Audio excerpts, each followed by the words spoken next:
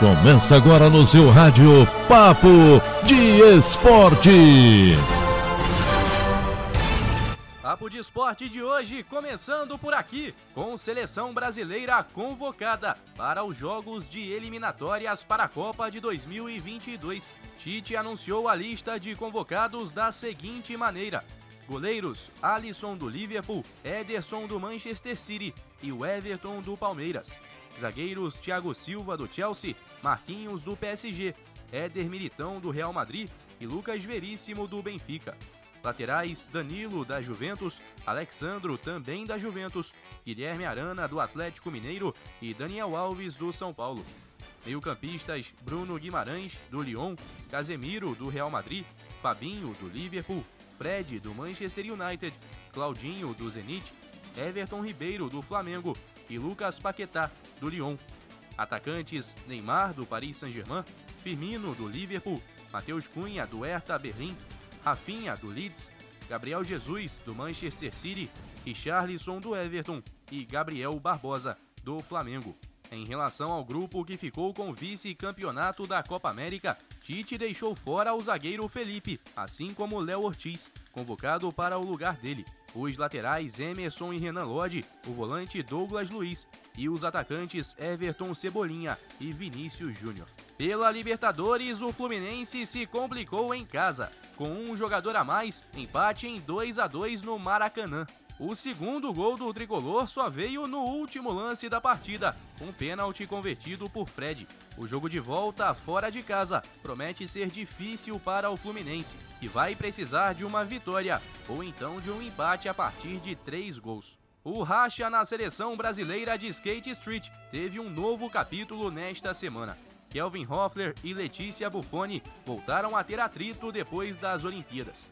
Durante a gravação do podcast Podpah, o vice-campeão olímpico afirmou que a skatista não chegou ao pódio dos Jogos de Tóquio porque não estava focada na medalha. Ex-campeã dos X Games, Letícia rebateu nas redes sociais. Ela, a princípio, deu uma indireta dizendo que não responderia aos comentários de Kelvin, mas depois fez uma crítica mais direta, questionando se quase 10 mil atletas ficaram de função nas Olimpíadas por não terem chegado ao pódio. Essa confusão que começou ainda durante os Jogos Olímpicos e continua então aí pelas redes sociais. Mercado da bola, o Flamengo finalizou nesta semana os detalhes para a venda de Rodrigo Muniz ao Fulham da Inglaterra. O atacante viajou hoje para a Espanha, onde ficará de quarentena por 10 dias antes de poder se apresentar ao novo clube para exames médicos e assinatura do contrato. O Fulham vai pagar 8 milhões de euros, cerca de 49,5 milhões de reais, por Muniz. O Flamengo vai ter direito a 25% do valor de uma futura venda do atacante. Convocação também no vôlei masculino. Depois de acabar na 4ª colocação nas Olimpíadas de Tóquio, a seleção masculina de vôlei já se prepara para o primeiro desafio, na caminhada rumo aos Jogos de Paris. Na quinta, o técnico Renan Dalzotto divulgou a convocação do Brasil para a disputa do Campeonato Sul-Americano, entre 1º e 5 de setembro. Foram chamados 14 jogadores. Metade do grupo do Sul-Americano também esteve nas Olimpíadas de Tóquio. Bruninho, Cachopa, Alain, Lucarelli, Lucão, Isaac e Thales. Completam a seleção Aboubacar, João Rafael, Vacari, Adriano, Flávio, Cledenilson e Mike. 5 jogadores que estavam em Tóquio ficaram de fora da lista do sul-americano. O oposto Wallace já tinha declarado que os jogos eram o fim de um ciclo para ele.